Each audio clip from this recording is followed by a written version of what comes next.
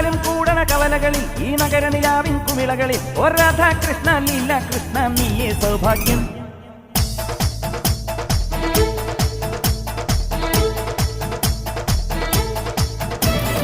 Govinda